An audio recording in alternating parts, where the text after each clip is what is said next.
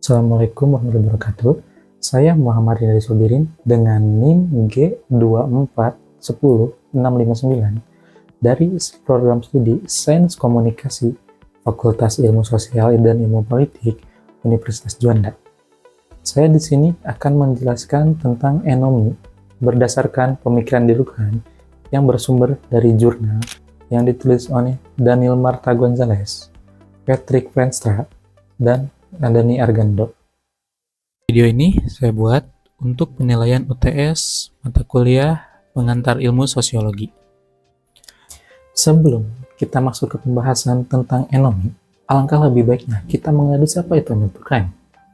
David Emil Durkheim atau Emil Durkheim dikenal sebagai salah satu pencetus sosiologi modern yang lahir di Epinal, yang terletak di Lorraine, Prancis pada 18 April 1858 dan wafat pada 15 November 1917. Beberapa teori yang terkenal dari Emil Durkheim antara lain adalah dikotomi Sucipropan, kesadaran kolektif, integritas sosial, aenomi, dan efrekuensi kolektif.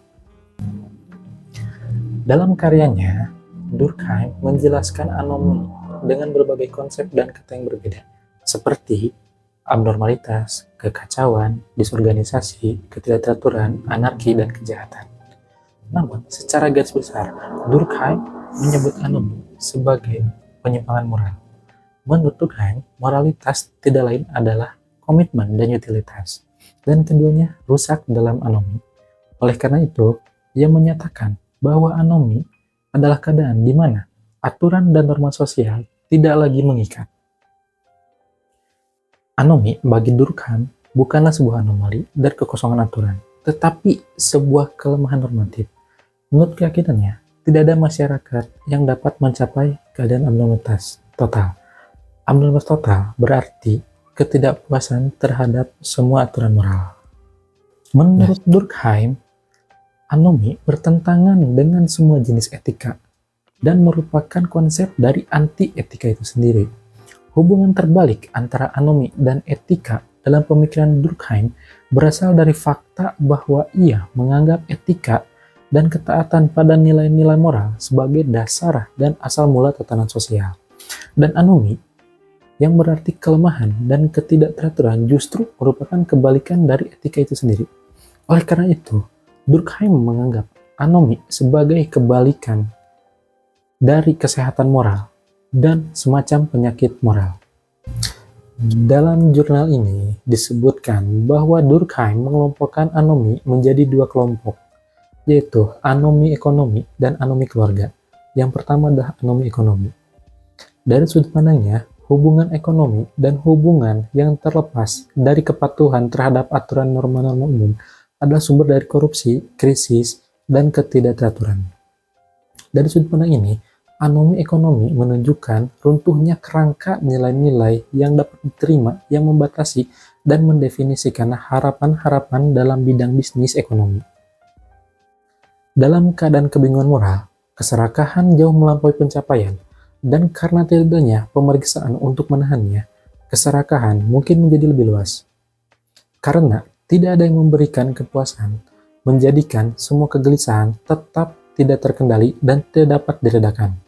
Situasi ini sama seperti sebuah perlombaan untuk tujuan yang tidak dapat dicapai dan tidak memiliki hasil bahagia kecuali perlombaan itu sendiri. Dan yang kedua adalah anomi keluarga. Anomi keluarga terkait dengan hubungan perkawinan dan keluarga. Menurutnya, sepasang suami istri tidak cocok dalam kerangka kerja yang ditentukan dalam emosi yang tidak terkendali. Karena kerangka kerja ini tidak lagi menganggap perasaan dan emosi yang mengikat dan keinginan yang meluas. Durkheim mengatakan bahwa perceraian adalah konsekuensi yang kuat dari jenis anomi ini. Terlepas dari dua jenis anomi tersebut, Durkheim tidak membatasi anomi kepada dua jenis anomi tersebut dan percaya bahwa krisis moral dan anomi akan dengan cepat mempengaruhi dan menghancurkan bidang-bidang kehidupan sosial lainnya juga.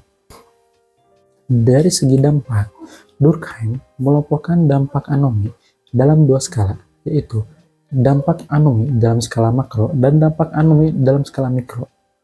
Dampak anomi dalam skala makro antara lain adalah melemahnya solidaritas sosial dan ikatan kelompok, mengabaikan kewajiban sosial bersama, pertikaian dan konflik sosial, kekacauan, ketidakstabilan, serta melemahnya aturan dan hukum, serta melanggar hukum dan ketidakpuasan terhadap publik. Dan dampak anomi dalam skala mikro menurut Durkheim adalah sikap berlebihan dan egois, keraguan-raguan dan kemurungan, terputus dari masyarakat, isolasi sosial, keputusasaan dan kehilangan harapan, ketidakberdayaan dan kurangnya motivasi yang akhirnya bisa menyebabkan perceraian dan bunuh diri. Sekian penjelasan tentang anomi berdasarkan pemikiran Durkheim dari saya. Semoga bisa bermanfaat dan terima kasih.